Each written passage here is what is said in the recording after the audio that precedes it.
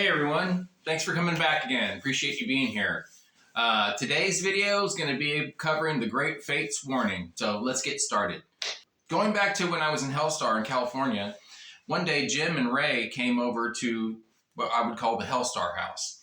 And we were living there in Reseda, and I don't remember who brought them. It may have been William Howell, who later became known as Metal DJ Will, which I'd like to do a video about him sometime. And then also it could have been with Chris Liebengut, who became known as Swiss Chris. He came over there once with Jason McMaster to visit us. And so that's the first time I met Swiss Chris. But he might have been the one that came with Jim and Ray. I just don't remember that specific part. Anyway, it was great to meet them. I actually wasn't that familiar with Fates Warning at that time. I hadn't been exposed to them. I didn't hang out with people when I was in Houston as a teen, or I didn't get exposed to what was happening. Didn't buy a lot of records or anything. So I'd heard the name, but I didn't know anything about Fates Warning. So my first real exposure to Fates Warning was a Metal Blade promo pre-release, LP-sized one track, and it was Silent Cries. And we used to play that every day on the stereo over there at the Helstar house. It was just so good sounding. Man, the vocals, just everything about it was awesome. I really loved it. So unless I'm forgetting something, I'm pretty sure the next time that we crossed paths with them was going to be when we were touring for Nosferatu in the United States. And when we went out to the West Coast, we were doing a show with them in Tijuana. And then the next day, we were doing a show in Las Vegas together. The Tijuana show went really well, I thought. I mean, for us, it was really good. The crowd was good. And because we were opening for someone else, there was a lot of people there. So that was really cool for us. It was kind of a neat building. It was called Iguanas or something. The next night, when we go to Las Vegas, this is funny in a sad way, but we had a guy named John Bain who became a friend of the band later. John, hope you're doing well. Him and a friend of his actually drove from San Diego to Las Vegas to follow us. And they actually wound up being the only two people at the show. We played at a place, I'll never forget, called Calamity Jane's. And if I'm not mistaken, there was a couple getting married at the bar during sound check. And of course they left, they didn't stay for the show. But anyway, so it's time for us to go on. And, we're playing to Fates Warning as they just gotta watch, you know what I mean? Because there's just nobody else there. It was just terrible, how heartbreaking. But the only thing that saved that show was because they were there. So we got to perform for Fates Warning. And then when they played, we watched them. And that was it. That was it. And of course it was awesome. It was like, front row seat. And well, it's kind of like if you went to a rehearsal or something. It was really great. Sad that nobody was there, but what a joy to enjoy a performance like that, Anyway, so Jim and I struck up a good friendship, and I remember hanging out on the bus with him after the show and, talking music. I'm sure I was talking Watchtower like I always did. And Jim shares with me Dream Theater. He had their first album, and I liked it. It was good, and he told me they were looking for a singer, and I did know someone who I did try to recommend, but that person never did follow through and try to reach them or anything like that. I'm sure it wouldn't have worked out anyway, but anyhow, so Dream and Day Unite, I think it was good. I really liked it, and that was awesome. So anyway, Jim's the one who turned me on to Dream Theater. That's the first place I ever heard it. Okay, so after we did that Vegas show with them, didn't see them for a long time, but they were still touring for Perfect Symmetry. And I guess there was a show coming to Houston, and I was at work teaching guitar, and I get home, and my mom says, "Hey, this guy Brian Slagle called for you. I want you to call him back." And they left the number. So I was like, "Oh shit, Brian Slagle." And anyway, so I called Metal Blade, and I was like, "Hey," I said who I was and that I was trying to reach Brian. And they didn't laugh at me, but I'm sure inside they were thinking, "Yeah, right, you're going to call and get through to Brian, sure." But I just said, "Well, he just called my house about an hour ago and wanted me to call him back, And then they put me on hold, and next thing you know, Brian pops on the phone. Yeah. So anyway, Brian tells me, "Hey, Fates Warning's going to be in town, your town tomorrow. The guys want you to go down there and have a meeting with them. Frank is talking about quitting the tour. So I was like, oh, wow, and I didn't jump for joy or anything. I had very mixed feelings. For one, I like Frank with Fates Warning, I thought he was great. I loved his background singing, the harmony behind Ray and everything. Frank was great. He fit them so well. And my favorite music with them has him on it, so I had that feeling. And then also, again, just like in the Armored Saint situation, Frank and I were pushed out of Helstar together. I didn't want to leave him on his own. That bothered me. So anyway, I go down to the venue the next day, and I go on the bus, and Jim and we go sit at the back to talk, and he tells me that Frank has kind of changed his mind or whatever, and I was relieved, actually. That was good. Thank God that happened, because that was even better. I didn't have to deal with the weighing, do I leave Frank choice or anything like that. And that resolved that. It was fine. I mean, I just went right back to continuing what Frank and I were doing. And I was happy that Aristi stayed, because all my favorite stuff with Fates is he's on it. Fast forward to a part in my life where I had been living in this warehouse studio. This is after Helstar. Frank and I had a rehearsal spot that our dear friend Bill Martin he sponsored it. He paid for everything. He not only did he help take care of us and get us the gear we needed to do things, but he gave us jobs when we needed them. He gave us work and things like that.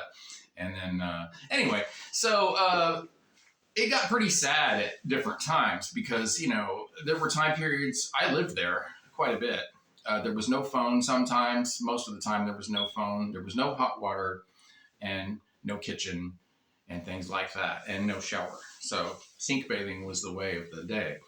Anyhow, that's pretty gross. Let's change the page. So, okay, one day I'm there, and it happens to be while I have a telephone, which was very rare. But I had a phone, and I'm not sure how he got my number, but I get a call, and it's Swiss Chris. And he's telling me the singer from Vicious Rumors has passed away. And he's looking for a singer that's in Houston named David Taylor. And unfortunately, David Taylor at this point has already passed away too. Well, not then, but now. Anyhow, so I actually knew someone who knew David Taylor, and he had his phone number. So I get that passed along to Swiss Chris. And while we're having a conversation, we start talking about Fates Warning. And he told me, hey, Jim is, Frank has left the band, and whatever, there were some changes going on. Joey Vera had come in, and anyway, so I get Jim's number, reconnect with Jim, and that leads to him saying, hey, I'm working on this new album, and would you like to play some solos on it or something? So I was like, hell yes, thank you, guys. He threw me a lifeline because I was dying. And anyway, so he's like, okay, I'll get back to you whenever it's more developed and so forth. I think a few days went by and he called again. He said, listen, if you're going to do that, would you be willing to tour for it? And I was like, of course. And he was like, because I don't want you to do a bunch of crazy stuff. And then we got to find somebody to do that, or whatever. And so I liked that even more. I was like, hell yeah. Not only do I get to play on this album, but I get to go on tour with you guys and all that. So that was awesome. Some time went by and everything. And then when I did hear from Jim, he was like, hey, I'm sorry, but there's really no place for that on this. I've written everything and it's not really a solo type of deal and whatever, so I was disappointed, but I totally understand. And looking back, God, of course he was right, But anyway, he says, but would you like to do like the tour? And then also I was playing keyboards. And he let me know the album had keyboards. And I was like, yeah, unless it's anything real difficult, I can do it. So anyway, it gets to the point where they're talking about going on tour for A Pleasant Shade of Grey. And he calls me and he says, hey, we're getting ready to gear up for this thing. do you have two keyboards? And if something breaks, can you fix it? And right away I was like, car crash sound. I do not have two keyboards. I didn't even own one. My good friend John South had loaned me his. And that's all I had been using was his keyboard. And I still don't know how to like program new sounds, and I sure as hell couldn't fix anything.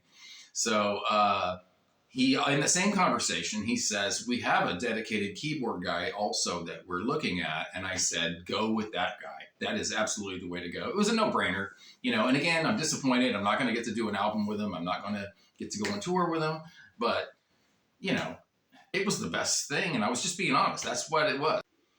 So after that time period, I kind of just drifted off. Frank and I quit playing together. We weren't getting anywhere. We were struggling so bad, just twisting in the wind. And it was miserable. We'd had enough. We went our separate ways. And I was working construction, and I actually took a job where I worked in different areas around the country. I went off on my own. I drove up to Nebraska, worked on the Cornhusker Stadium for a while. I drove by myself from there just to take the scenic route. I went up through South Dakota, where Mount Rushmore is. I went and looked at that, and Mount Crazy Horse and all that, and then drove over through Denver to see a friend, and then went on to Salt Lake City, and I worked out there for a long time. During all this time, I didn't know that Fates had been looking for me again whenever they were about to do a tour. And Bernie from Agent Steel wound up getting that spot on that. I just didn't know, and nobody could reach me. So I'd like to take a minute to talk about some of the work that he's done through the years. And I'm sure many of you will agree with me. One of the coolest things I've ever seen is that reunion show with the Awaken the Guardian lineup and all of that. I cried when I saw that, because it was just so powerful and moving to see the original people all there together. And they sounded amazing. John Arch, what a freak of nature that guy is. He was just a powerhouse still at the older age that we all are. And I guarantee you that half that crowd was crying just by the overwhelming power of what was happening in front of them. It's just unreal. It's one of the coolest, classiest moves I think I've ever seen by somebody. Usually, there's a lot of, erase the old bandmates and try to make people forget them so they'll focus on you. I've experienced some of that. And there was none of that there. He brought the original guys back and honored them, and I guarantee you that meant a lot to them too. So what a beautiful thing to have happen.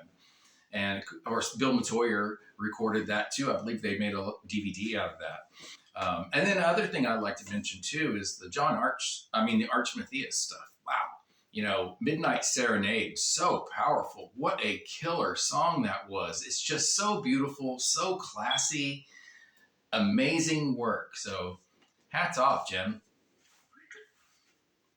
Just recently, my buddy, the great Bill Metoyer, helped me reconnect with Jim Matthias. And I've really enjoyed, getting to converse with him again and thank him for considering me those 3 different times to work with them. Really honored by that. And it's a great thing. It means a lot.